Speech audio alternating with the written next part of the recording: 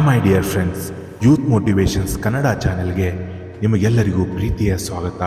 ಇವತ್ತಿನ ಟಾಪಿಕ್ ಏನೆಂದರೆ, ನಿಮ್ಮನ್ನು ಬಿಟ್ಟು ಹೋದರ ಬಗ್ಗೆ ಚಿಂತೆ ಮಾಡುವುದನ್ನು ಬಿಟ್ಟು ಏನಾದರೂ ಸಾಧನೆ ಮಾಡಿ ತೋರಿಸಿ. ಬಿಟ್ಟು ಹೋದವರು ಮತ್ತೆ ನಿಮ್ಮನ್ನು ನೆನೆಸಿಕೊಂಡು ಪ್ರತಿದಿನ ಪಶ್ಚಾತ್ತಾಪ ಪಡುತ್ತಾರೆ. ಹೂವಿನಂತೆ ಬದುಕಿದರೆ ಪರಿಮಳದಂತೆ ಸೂಸಿ ದಿನದ ಕೊನೆಗೆ ಬಾಡಿ ಹೋಗುತ್ತವೆ.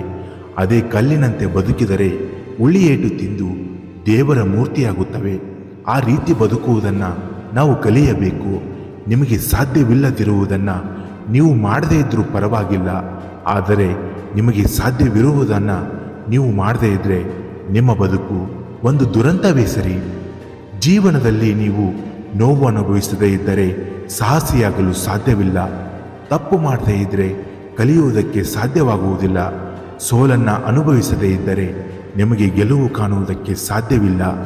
ನಿಮ್ಮ ಹಿನ್ನಡೆ ಕ್ಷಣಿಕ, ನಿಮ್ಮ ಪ್ರಯತ್ನ ಒಂದೇ ನಿಮ್ಮನ್ನು ಸಾಧಕರನ್ನಾಗಿ ಮಾಡಬಲ್ಲದು.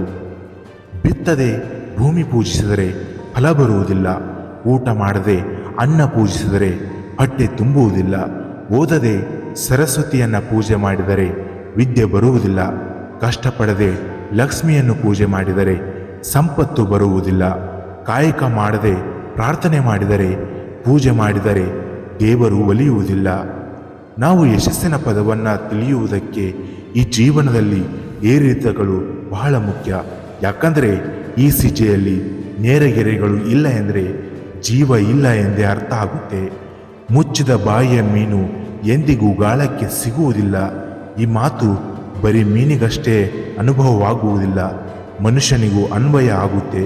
ಬಹುತೇಕ ಸಂದರ್ಭದಲ್ಲಿ ಎಲ್ಲರೂ ಬಾಯಿ ಬಿಟ್ಟು ಕಷ್ಟಕ್ಕೆ ಸಿಲುಕುತ್ತಾರೆ. ಟೀಕೆಗಳನ್ನು ಧನಾತ್ಮಕವಾಗಿಯೇ ಸ್ವೀಕರಿಸುವ ಮನಸ್ಸು ಬೆಳೆಸಿಕೊಳ್ಳುವುದು ಯಶಸ್ಸಿನ ಬಹುದೊಡ್ಡ ಸೂತ್ರ. ಒಬ್ಬ ವ್ಯಕ್ತಿಯ ಬಗ್ಗೆ ನಾವು ಆಡುವ ಮಾತು ಅವನ ವ್ಯಕ್ತಿತ್ವವನ್ನು ಬಯಲು ಮಾಡುವುದಕ್ಕಿಂತ ಹೆಚ್ಚಾಗಿ ನಮ್ಮ ವ್ಯಕ್ತಿತ್ವವನ್ನು ತೆರೆದಿಡುತ್ತದೆ. ಬದುಕಿನಲ್ಲಿ 95% ಸಮಸ್ಯೆಗಳು ಎದುರಾಗುವುದು ನಮ್ಮ ಮಾತಿನ ಧ್ವನಿಯಿಂದ.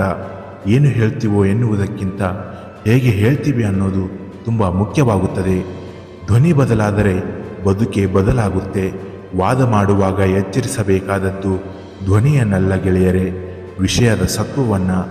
ಪ್ರಕೃತಿಯನ್ನು ಅಳಿಸುವುದು ಗುಡುಗಿನಿಂದಲ್ಲ, ಮಳೆಯಿಂದ. ಸುಳ್ಳು ಮತ್ತು ಐಷಾರಾಮಿ ಬದುಕನ್ನು ನಿಭಾಯಿಸುವುದು ಭಾರಿ ಕಷ್ಟ. ಸತ್ಯ ಮತ್ತು ಸರಳ ಬದುಕನ್ನು ಬದುಕುವುದು ತುಂಬ ಸುಲಭ. ಸುಳ್ಳಿನಿಂದ ಪಡೆದ ಸ್ಥಾನ, ದರ್ಪದಿಂದ ಮಾನ, ಮೋಸದಿಂದ ಪಡೆದ ಧನ ಯಾವತ್ತೂ ಶಾಶ್ವತವಲ್ಲ ಅನ್ನೋದನ್ನು ಯಾವತ್ತೂ ಚೆನ್ನಾಗಿ ನೆನಪಿನಲ್ಲಿ ಇಟ್ಟುಕೊಳ್ಳಬೇಕು. ಬಿಟ್ಟು ಹೋದವರಿಗೆ ನಿಮ್ಮ ಬೆಲೆ ಸರಿಯಾಗಿ ಅರ್ಥ ಆಗಬೇಕು ಅಂದರೆ ಈ 2 ಕೆಲಸ ಮಾಡಿ. ಅದರಲ್ಲಿ ಮೊದಲನೆಯದು, ಅದೊಂದು ಮುಗಿದ ಅಧ್ಯಾಯ ಅಂತ ಮುಂದೆ ಸಾಗಬೇಕು. ನೀವು ಒಬ್ಬರನ್ನು ತುಂಬ ಹಚ್ಕೊಂಡಿರ್ತೀರಾ. ಅವರ ಎಲ್ಲ ವಿಶೇಷ ದಿನಗಳಲ್ಲಿ ನಿಮ್ಮ ಭಾಗಿ ಇರುತ್ತದೆ.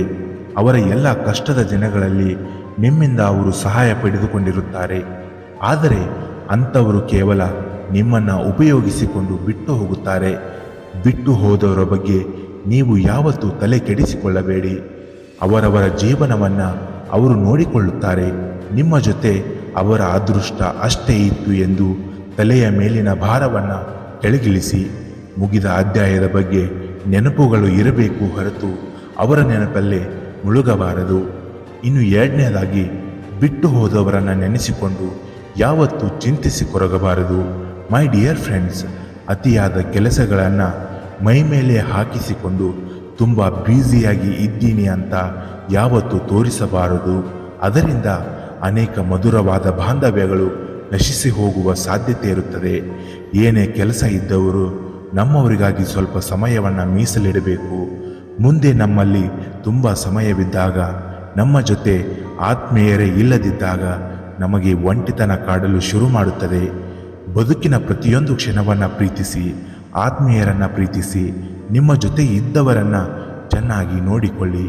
ಯಾರೋ ನಮ್ಮನ್ನು ಬಿಟ್ಟು ಹೋದರು ಅಂತ ಅವರನ್ನು ನೆನೆಸಿಕೊಂಡು ಯಾವತ್ತೂ ಚಿಂತೆಯಿಂದ ಕೊರಗಬಾರದು. ಬಿಟ್ಟು ಹೋದವರಿಗೋಸ್ಕರ ಯಾವತ್ತೂ ಅವರನ್ನು ನೆನೆಸಿಕೊಂಡು ಸಮಯವನ್ನು ವ್ಯರ್ಥ ಮಾಡಬಾರದು. ನಿಮ್ಮನ್ನು ಅವರು ನೆನೆಸಿಕೊಂಡು ಪಶ್ಚಾತ್ತಾಪ ಪಡಬೇಕು. ಅಂಥದ್ದೇನಾದರೂ ನೀವು ಸಾಧಿಸಿ ತೋರಿಸಬೇಕು. ಜಗತ್ತಿನಲ್ಲಿ ಎಷ್ಟು ಜನ ಸಾಧಕರು ಅವರು ನಮ್ಮನ್ನು ಬಿಟ್ಟು ಹೋದರು, ಇವರು ನಮ್ಮನ್ನು ಬಿಟ್ಟು ಹೋದರು ಎಂದು ನೆನಪಿನಲ್ಲಿ ಕೊರಗುತ್ತಾ ಕೂತಿದ್ರೆ ಅವರ ಅಸಾಧ್ಯವಾದದನ್ನು ಸಾಧನೆ ಮಾಡಿ ತೋರಿಸ್ತಾ ಇರಲಿಲ್ಲ ಗೆಳೆಯರೇ. ಕೊನೆಯದಾಗಿ ಒಂದು ಮಾತು ಹೇಳ್ತಾ ಈ ವಿಡಿಯೋವನ್ನು ಇಲ್ಲಿಗೆ ಮುಗಿಸ್ತಾ ಇದ್ದೀನಿ.